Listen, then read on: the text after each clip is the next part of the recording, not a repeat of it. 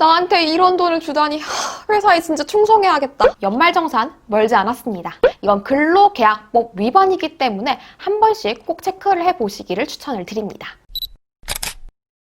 안녕 식구들! 안녕하세요 여러분! 더 나은 일상을 위한 필수 개념 전해드리는 개념 있는 희애입니다. 여러분, 추석이 정말 코앞으로 다가왔습니다. 우리가 추석이 다가오면 뭘 받게 되죠? 맞아요. 명절 상여금을 받게 됩니다. 바로 이 명절 상여금 세금을 내야 되는지 내지 않아도 되는지, 내야 된다면 어떤 방식으로 내게 되는지 한 방에 정리해드리겠습니다. 연말정산 멀지 않았습니다. 오늘 영상 끝까지 시청해주세요.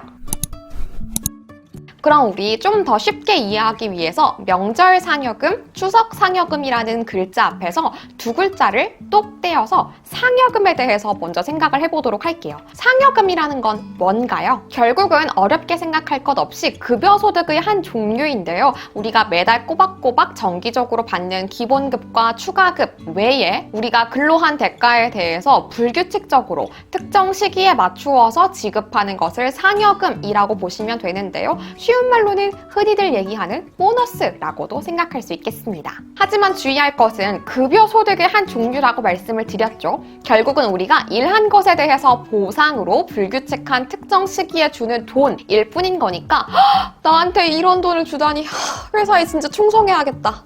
하늘에서 돈이 꽁으로 떨어졌어. 이런 생각을 하실 필요는 전혀 없습니다. 그리고 이렇게 명절 상여금에 대해서 얘기를 하다 보면 뭐야, 우리 회사는 명절 상여금 없는데, 이렇게 생각하시는 분들이 계실 수 있어요. 맞아요. 명절 상여금 같은 경우에는 법적으로 무조건 주셔야 됩니다 라고 정해져 있는 강제성이 있는 임금은 아니기 때문에 지급을 하지 않는 회사들도 분명 존재합니다. 2019년에 국세청에서 내놓은 자료에 따르면 약 60% 정도만 명절 상여금을 지급을 하고 있다고 해요. 설사 명절 상여금을 지급을 하지 않는다고 하더라도 평상시에 홀수달 혹은 짝수달 이렇게 내규에 따라서 상여금을 지급하고 있는 경우가 대다수이기 때문에 뭐야, 우리 회사는 명절 상여금 왜 안 줘? 우리 회사 진짜 별로야. 이렇게 생각하실 것 없이 단지 시기의 차이이다, 주는 방식의 차이이다 라고 생각하시면 되겠습니다.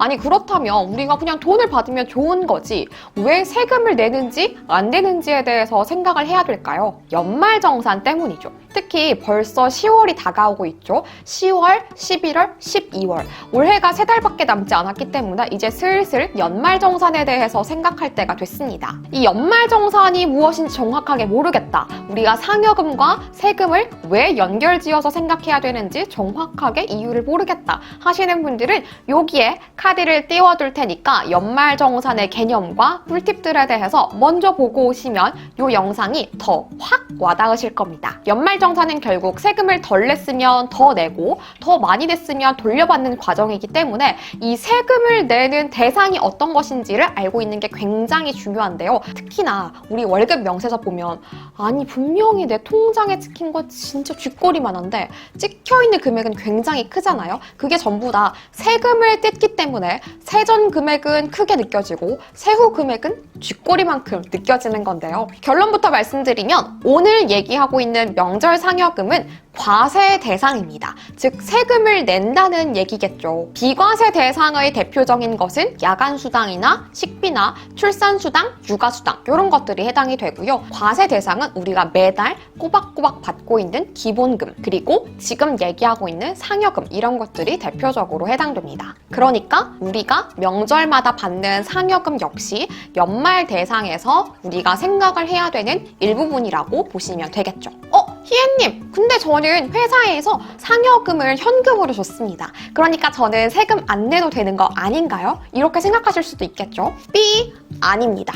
왜 아니냐면 설사 여러분들이 온전한 상여금을 현금으로 10만 원, 20만 원, 50만 원 이런 식으로 받으셨다고 하더라도 세금 처리는 해야 됩니다. 그렇다면 우리가 무엇인가 별도로 조치를 취해야 하는가? 그건 또 다행히도 아닙니다. 상여금을 지급하는 방식은 크게 두 가지가 있겠죠. 우리가 방금 얘기한 것처럼 현금으로 지급을 할 수도 있겠고요. 혹은 평상시처럼 월급 계좌로 넣어줄 수도 있습니다. 만약 여러분들이 현금으로 상여금을 받으셨다고 하시더라도 그 다음 달이 월급 명세서에 원천징수가 상여금이 되어 있으신 걸 확인하실 수 있습니다. 그 말인 즉슨 여러분들이 따로 하실 것은 없고 회사에서 다 알아서 해줬다라는 얘기가 되는 거죠. 월급 계좌에 찍힌 경우에도 마찬가지로 원천징수는 회사에서 다 알아서 해줍니다. 그래서 만약에 현금으로 9월에 돈을 받았다. 그런데 10월에는 난 받은 것도 없이 원천징수로 마이너스만 돼 있다라고 할 경우에는 10월에는 나는 받은 것도 없이 마이너스만 늘어났어 라고 체감상으로 느끼실 수도 있습니다.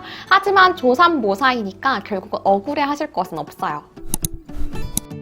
우리가 직장인이고 사회인이라면 반드시 이따금씩 확인해줘야 되는 두 가지가 있는데요. 바로 내부 규정집과 근로계약서입니다. 내부 규정집과 근로계약서에는 굉장히 중요한 내용들이 빼곡하게 들어있는데요. 특히 명절 상여금을 줄 것인가 말 것인가, 준다면 얼마를 줄 것인가, 이 외에도 식비나 야간수당이나 모든 돈에 관련된 것들은 기준 없이는 집행이 될 수 없어요. 따라서 기준들이 모두 그 두 가지에 기재가 되어 있기 마련이기 때문에 혹시 나는 받으려나? 우리 회사는 얼마를 주려나? 이런 것들이 궁금하시다면 규정집과 근로계약서를 꼼꼼하게 보시는 걸 추천을 드립니다. 만약에 규정집과 근로계약서에 우리 회사는 명절 상여금을 지급합니다 라고 적혀 있는데 지급을 받지 못했다 라고 하신다면 이건 근로계약법 위반이기 때문에 한 번씩 꼭 체크를 해보시기를 추천을 드립니다.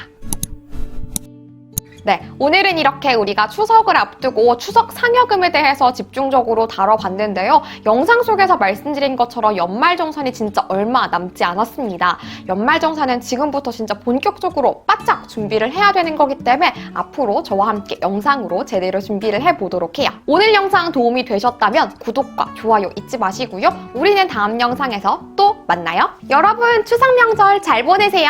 안녕!